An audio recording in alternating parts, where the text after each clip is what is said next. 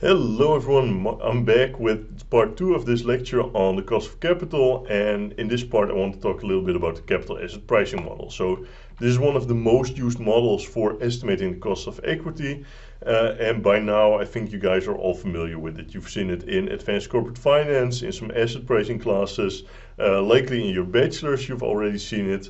So I'm not going to go too deep into, hey, what constitutes the capital asset pricing model, but I am going to talk a little bit about some of the subtleties of obtaining this capital asset pricing model data in real life, and how to think about it, how to control for any problems that you may encounter.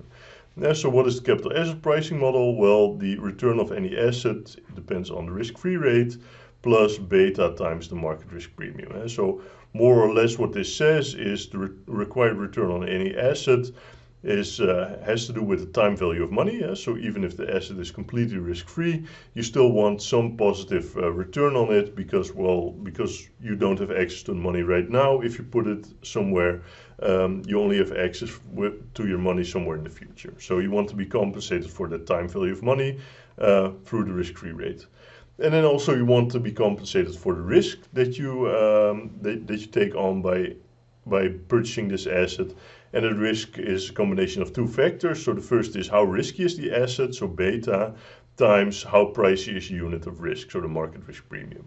So note that the capital asset pricing model only says, hey, the only risk that investors are rewarded for is the risk that is the systemic risk. So how much does this security move in accordance with the market portfolio? So if the market as a whole takes a dive, well, then you also expect this security to go down in terms of return because, well, it co-moves with the market. And then beta measures how much it co-moves with the market. So, and investors only care about how much moves with the market because they can diversify away any idiosyncratic risk. So they only care about the systematic risk. And then, of course, we can estimate this by simply estimating, well, the risk-free rate, the beta, and the market risk premium. So let's try and do that. So let's start with the risk-free rate. So risk-free rate, typically in practice, we take a treasury bond. Why a treasury bond? Why not something else? Well, because typically we assume that the government will always be able to repay its debt. So, for instance, think about the U.S. economy, the U.S. federal government. Well, they I don't think they've ever defaulted on their loans. State governments have. But in principle, federal governments, they tend to not default on their loans. Of course, there's exceptions, countries like Argentina and so, but most Western economies, for most of the companies that you're going to value, those will have will have governments that always repay their debts. Every country is somehow managed by Lannisters, it seems.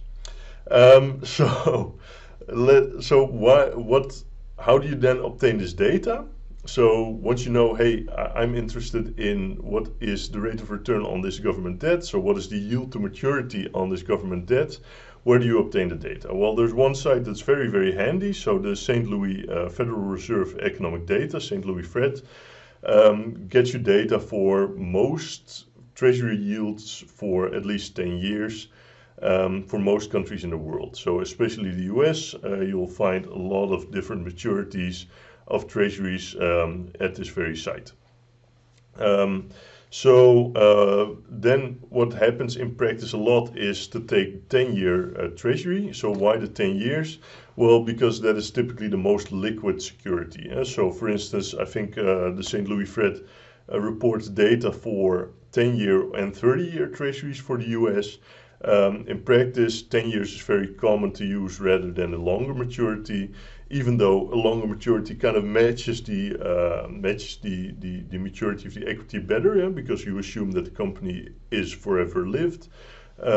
We still tend to take the 10-year local treasury because it's simply traded more, so it's more liquid, so that the price that you obtain there is typically a better reflection of what the price actually is. But if you can be sure that, hey, the 30-year treasury is also very liquid, then by all means take the 30-year treasury.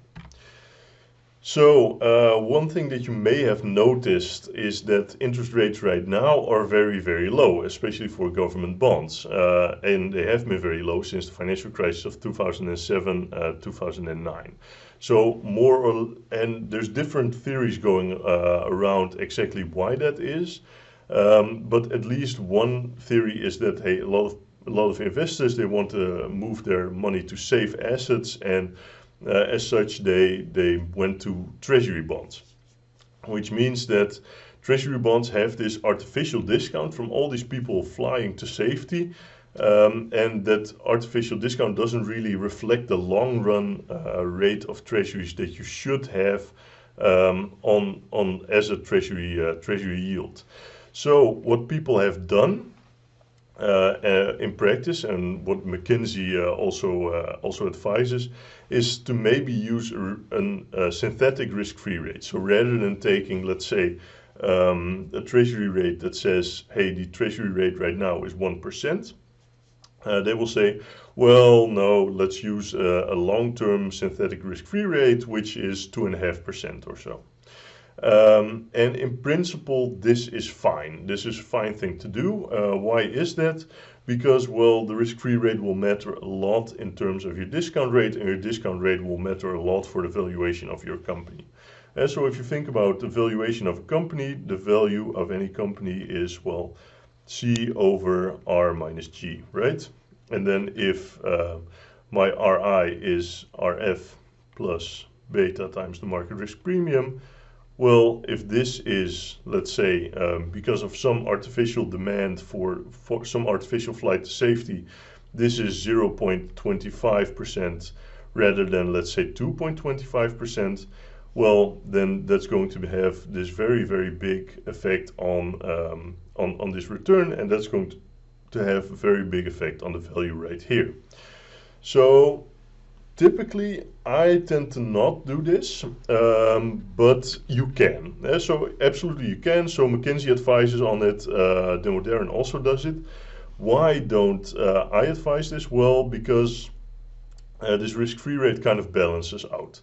Why is that? Well, because in most models you also assume that the growth rate in the very long run is equal to the risk-free rate. So typically this is this Piketty type of argument where you say, hey, in the very, very long run, everything must balance out. So in order to repay your lenders in the very, very long run, you must make enough money to actually repay them, so that, well, your economy should grow about as fast as the risk-free rate does, because then, well, everyone can repay one another, and it kind of balances out. So in the very, very long run, you can assume that, hey, the growth is the risk-free rate. If you assume that the growth is the risk-free rate, well, then this equation right here becomes something like C over RF plus beta times the market risk premium minus RF, right? Because the growth is RF, and the RFs right here, they kind of balance out. So to me, this is just not as big of a deal as to McKinsey, because, well, if you assume that the growth rate is equal to risk-free rate, it kind of balances out. Of course, the key here is consistency. So if you take, rather than say a growth rate that is equal to the risk-free rate, which is also going to be very, very low. So if you have a risk-free rate of 0.25% and then also take a growth rate of 0.25%, yeah, that growth rate is also going to look very, very low. So maybe also lower than what you would expect for a normal economy to grow for in the long run. However, because this balances out so well, yeah, that kind of makes it okay.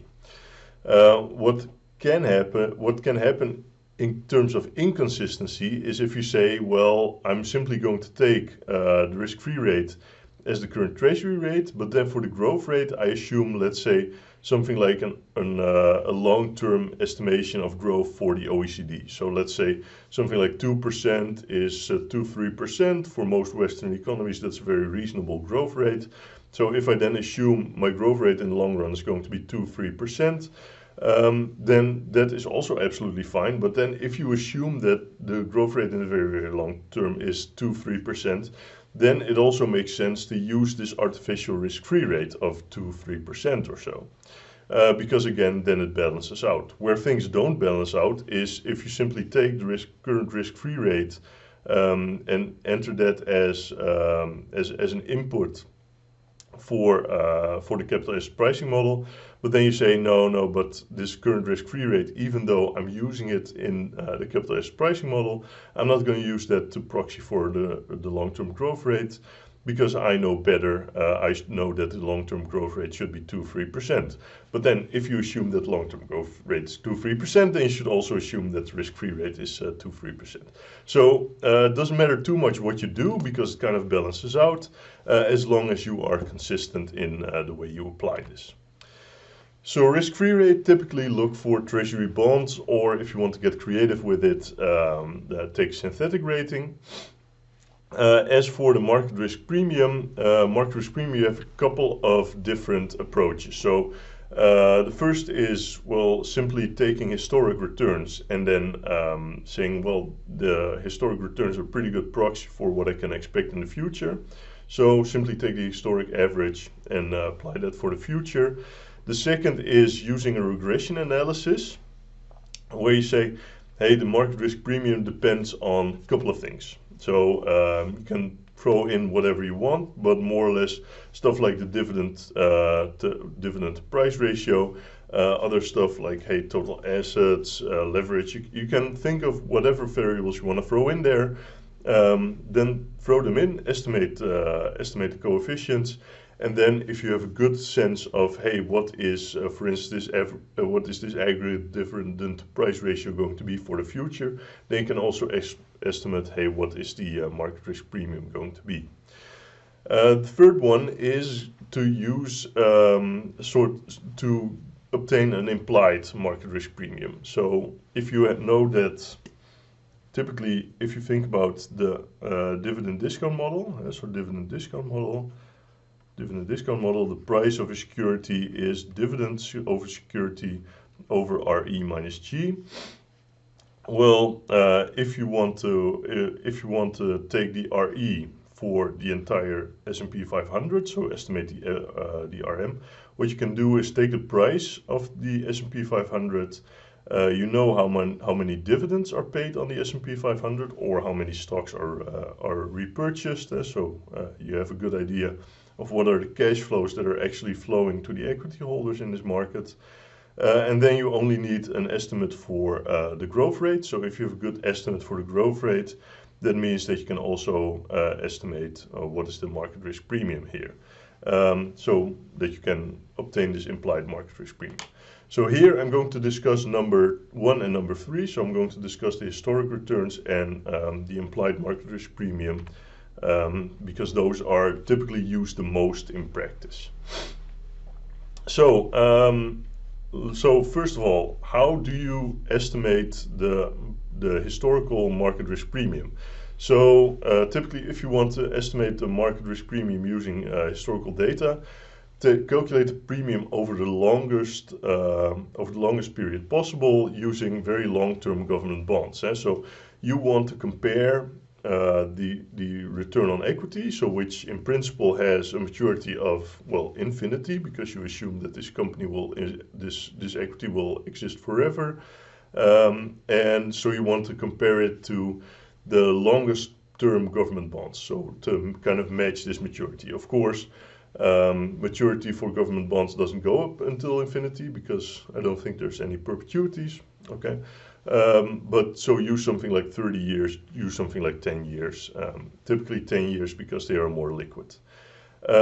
Use the longest periods possible, so unless you have a very good reason for saying, hey, the market risk premium that I'm experiencing today is very reflective of the market risk premium over, let's say, the last 10 years, but it's not very representative for a longer period of time. So in principle, yes, the data that you find in, let's say, pre-World War or so, yeah, the market back then used to look very, very different from what the market is right now. Of course, the entire world is completely different.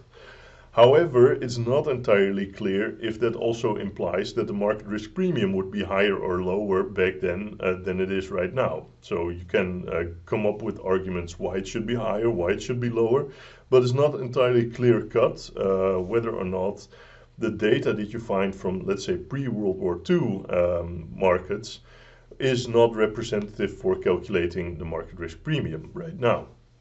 So typically what we do is we remain somewhat agnostic about it and take the longest period as possible because, well, more data means, so longer period means more data, means smaller standard error of estimation.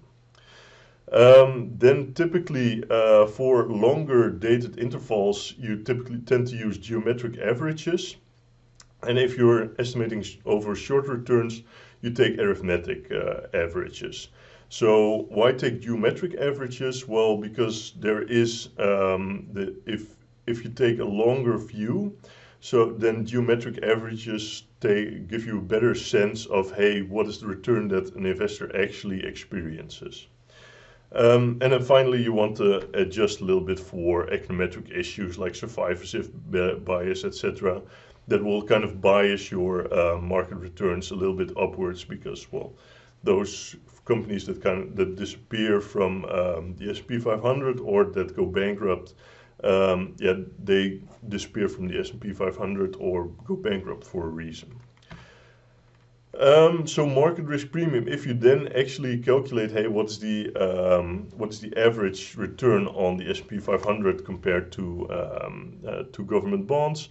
Well, typically you'll find something like a 5% market risk premium or so. So typically, if you look at the data, you will find somewhere between a 4 and a 6% market risk premium. If you ever find a market risk premium that's outside of those bounds of 4 and 6%, then yeah, that's kind of sketchy. Of course, it can happen, but it's likely that you need to go back into the data and get a little bit of a sense of, hey, something may be going wrong here. So as I said, use the geometric average for longer term time horizons because, well, it gives you a better sense of, hey, what exactly is the return for a certain investor. So typically, if you think about what is the average return, then you can use an arithmetic average because that's the simplest type of average, right?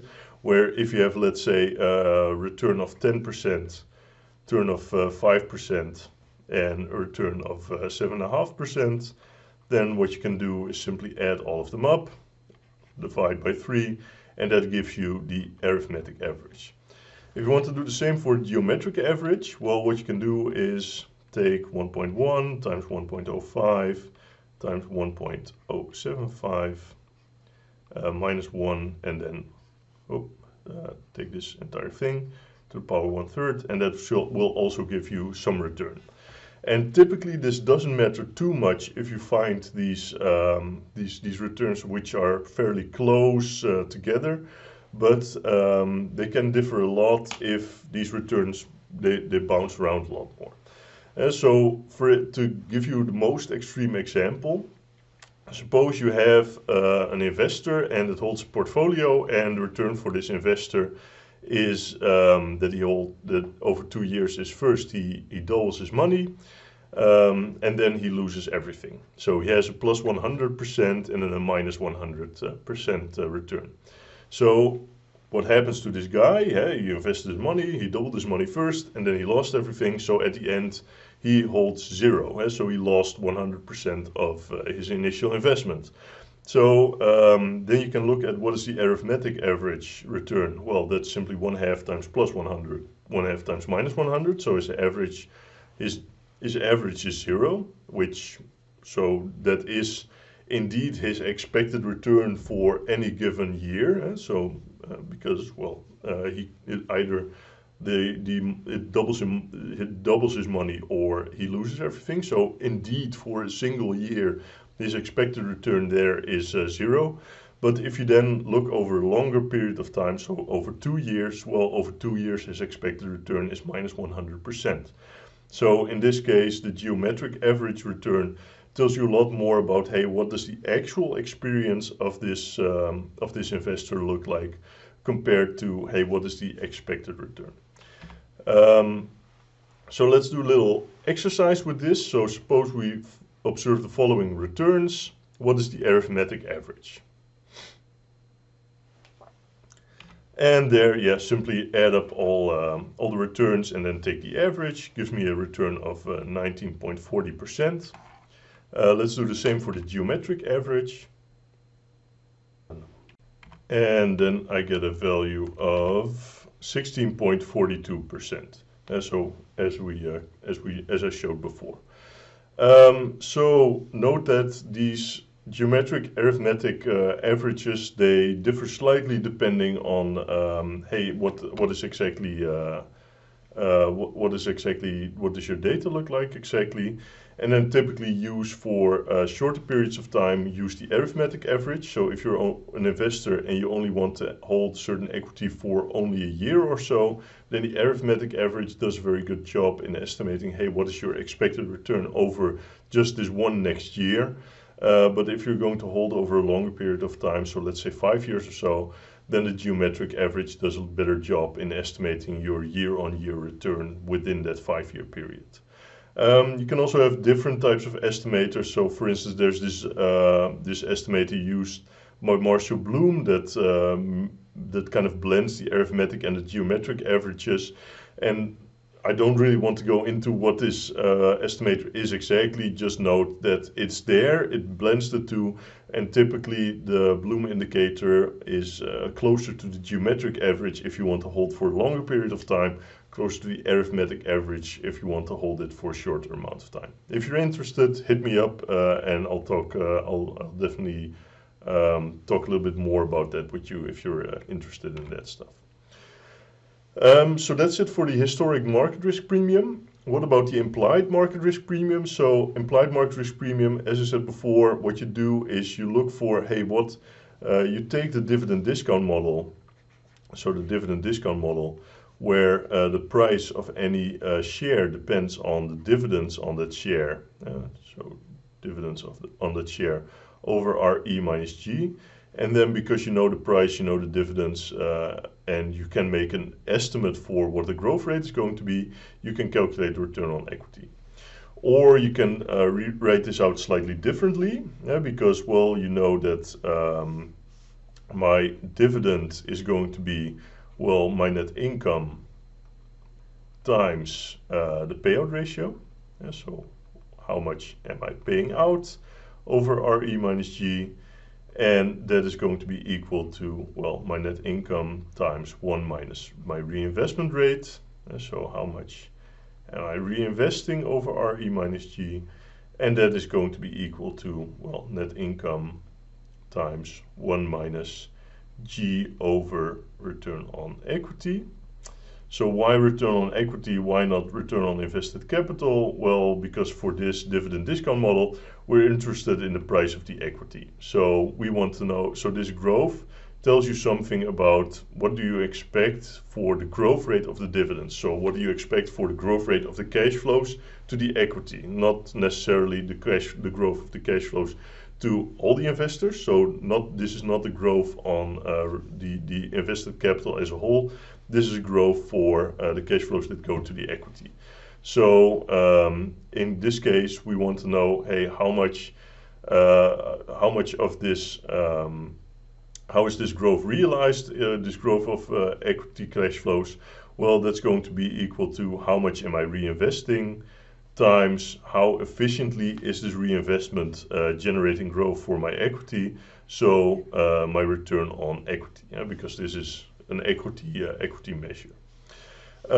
So then I can rewrite this slightly by taking, hey, the equity value is, well, earnings, so earnings net income times 1 minus G over return on equity, over the expected return on equity minus G, and then rewriting this, so by multiplying cross terms, so multiplying both sides by KE minus G, so that goes over here, and dividing both sides by the equity value, so that goes right there. we get KE minus G. So KE minus G is equal to earnings times 1 minus G over ROE over the equity value. And then of course we know that hey, this earnings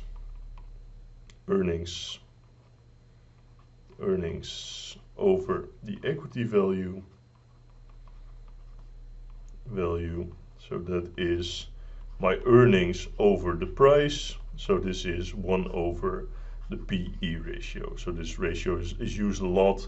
We'll talk more in depth about it in our multiples lecture. So then I can rewrite this slightly to take, hey, my expected return on equity is equal to 1 over the PE ratio times 1 minus the G over return on equity. So past return on equity plus the growth rate. So if you then want to estimate this for, let's say, the S&P 500, what do you know? Well, you know the level of the S&P 500, so you know the price of the S&P 500. You know the net income of all the companies in the S&P 500, so that's also fine. You know the past returns on equity for all the companies in the S&P 500, and then if you have a good estimate for what the growth rate is going to be on the S&P 500, then you can estimate the return on equity for the S&P 500, which is going to be the market return.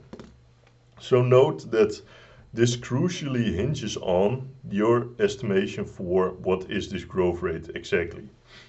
So if you have a good measure of, hey, what is the growth rate, then yeah, this will be a good measure for the implied market risk premium, but note that it's crucially dependent on this growth rate. So that's why it can also fluctuate by a lot.